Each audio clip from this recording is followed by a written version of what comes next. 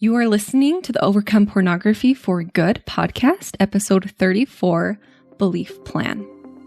Welcome to the Overcome Pornography for Good podcast, where we take a research-based, trauma-informed, and results-focused approach to quitting porn. This approach has been revolutionary and changed thousands and thousands of lives. I'm your host, Sarah Brewer. Hey everyone, welcome to the podcast episode this week. I am so glad you're here. It has been a week. It has been a rough week. At the time I'm recording this, there has just been a lot of hurt happening in our world and community this week, and I'm very sensitive to it this week. So I am doing a lot of processing emotion, and I'm grateful that you're here. I'm grateful that you're joining me here on the show. Before we hop in today's topic, which is called Belief Plan, I'm very excited to share it with you. I wanted just to share a review that one of you, my listeners, left for me. It says, "Wow, this is everything I've needed and more. For half my life, as I've struggled with porn, I've talked with countless mentors and leaders in my church. I've greatly appreciated all the advice and counsel I've received over the years.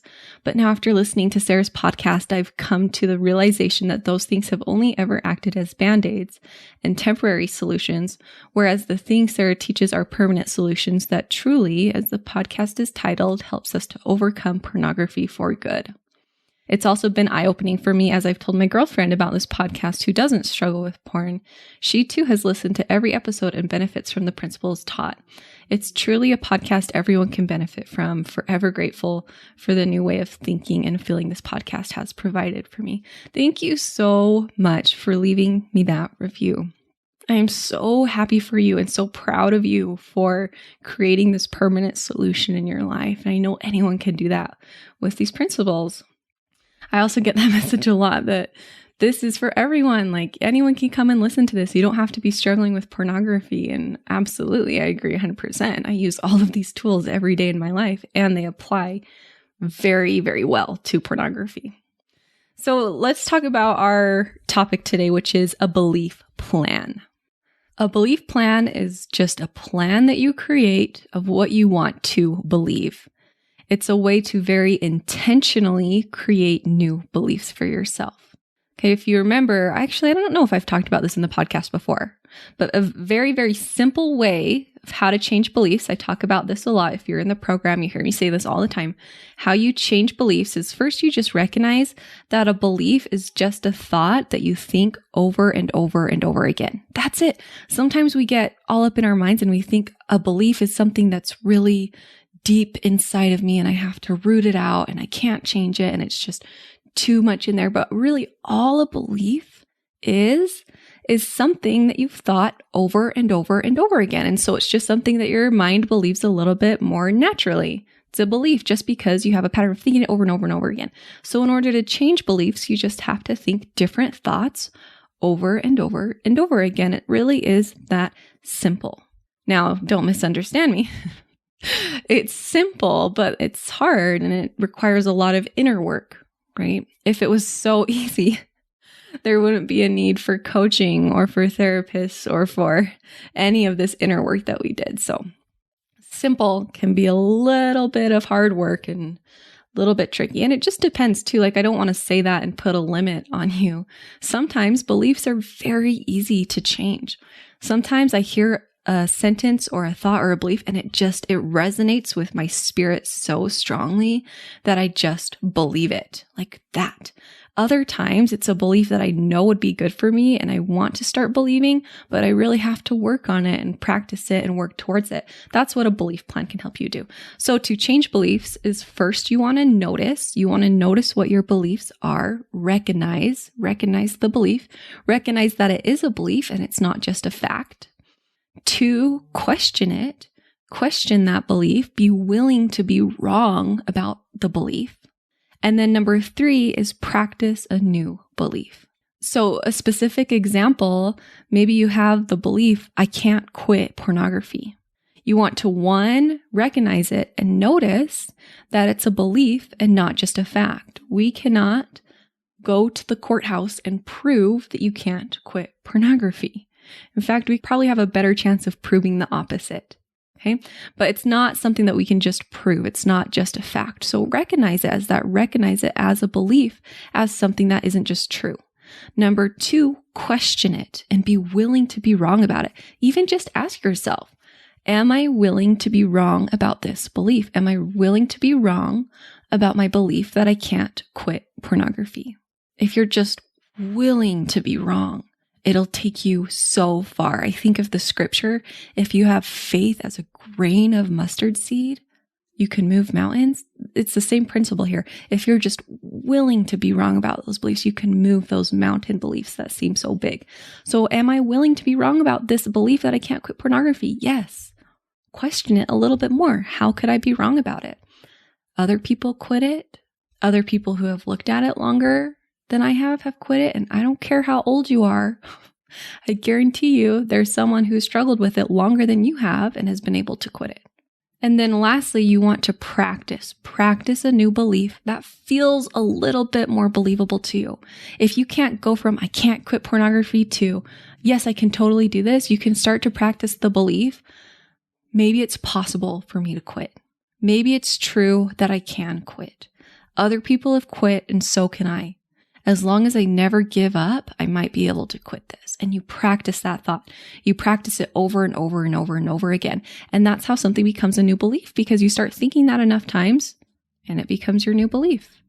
It's like potty training a puppy. I might have used this example here on the podcast before, but I love it. When you're potty training a dog or a puppy, they're going to want to just go pee on the carpet or on the floor or wherever, and you have to redirect them outside. And then the next time they have to pee, they're going to want to go on the carpet and you have to redirect them outside. And you're going to have to redirect them over and over and over again because they're going to automatically want to go to the carpet or wherever it is that they're used to peeing, right? But after you redirect them enough time, that puppy learns just to go outside. It's the same thing with our thoughts. Okay. Our thoughts automatically want to go to this place, to this belief that we've been thinking for so long. If we can just redirect, that's how we create new neural pathways in our brain, new beliefs to think so that it becomes more natural and you don't have to fight to believe something new every single day. Okay, so another example is maybe you have the belief, I'm not worthy. I'm just not good enough and I'm not worthy. So number 1, again, is notice. Notice that it's a belief, recognize it as a belief and not just a fact. Your brain wants to tell you, no, it's just true. And I want you to be willing to question that. Recognize that we can't just go prove that you're not worthy. Now, listen to me.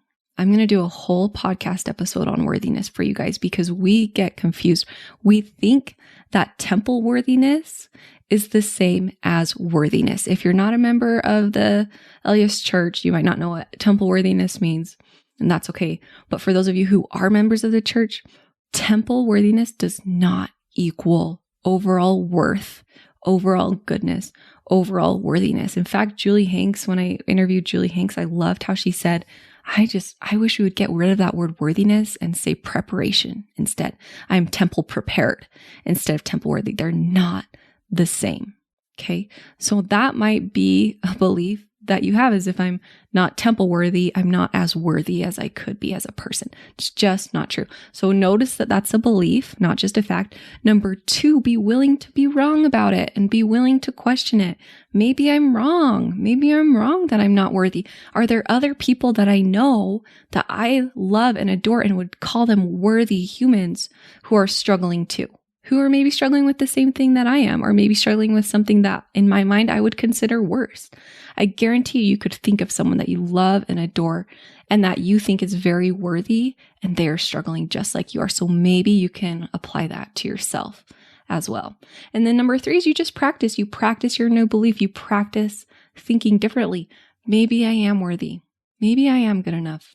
Maybe worthiness isn't dependent on my pornography habit. And I know for some of you, you're like, okay, but like, does that really work? Like, can I really believe something else? And I want to tell you, yes, you can.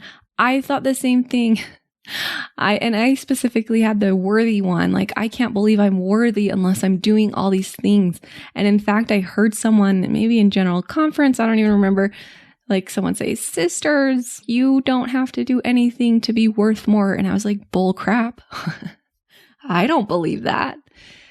But then I was willing to be wrong about it. And I was willing to look at the world with a different perspective, with the perspective that I am worthy, with the perspective that everyone around me is worthy. And it changed everything.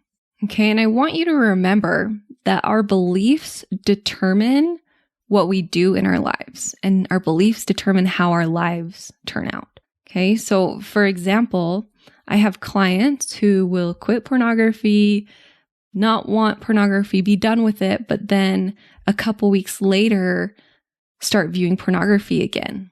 And this is because they haven't changed their inner beliefs about themselves. They've learned the urge work. They've learned how to stop buffering. They've learned how to feel their emotions. They've done all that good work. And then they just haven't changed their beliefs about themselves. So they still see themselves as someone who struggles with pornography. And if you believe about yourself that you're someone who struggles with pornography, you will create that reality for you. I see that happen in my clients all the time. Another example is people who work out, but they don't see themselves as someone who works out or who is good at working out or who has a pattern of that.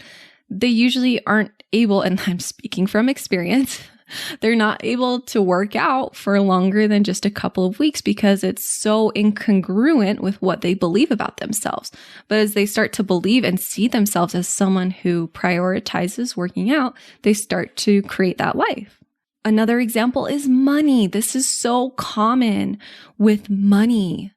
We have beliefs about ourselves and what we're worthy of when it comes to money, and what we're worthy of receiving when it comes to money. So there are studies of people who win the lottery and they're ecstatic and rich and abundant. And then a few years later, they go back to having the same amount of money that they had before they won the lottery. And that's because if we aren't living what we believe about ourselves, we're always going to default to our beliefs about ourselves. Or there are people who make a lot of money in a business or in a job, but they still see themselves as someone who only deserves and is only worthy of X amount of money. And so, they either frivolously spend that money with things they don't need, give it away to people just to kind of get rid of it. What you believe about yourself, what you believe that you're worthy of is what you're going to create. And that's true with pornography and habits as well. So I want to introduce to you the idea of a belief plan. This is such a fun exercise. A belief plan is just a list of beliefs that you want to have about yourself. It's a very intentional list of beliefs that you want to create for yourself. I did this almost a year ago with beliefs that I wanted to have about my business and about my coaching business and about this podcast and about my program. In fact, let me share a few of those with you. It was a whole big paper. One afternoon, I just took an hour or two and just wrote out all these beliefs that I wanted to have. And it's pages and pages long.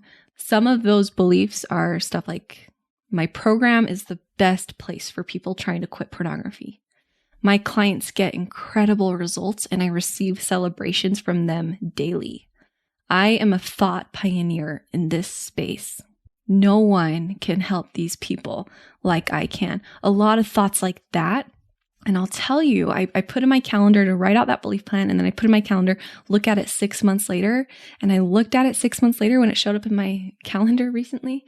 And I was just blown away at how those beliefs really came into my existence and how I truly, truly believe those things.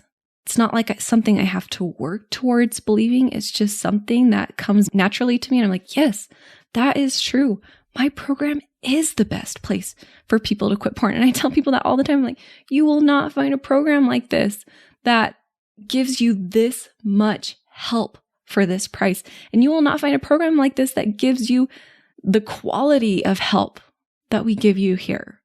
I receive celebrations from my clients and other people who listen to my material almost every single day about them having wins and them making progress towards their pornography habit. It's just amazing to me to see the power of intentionally deciding what you want to believe about your life and then just see it happen and see it manifest itself. It's so cool.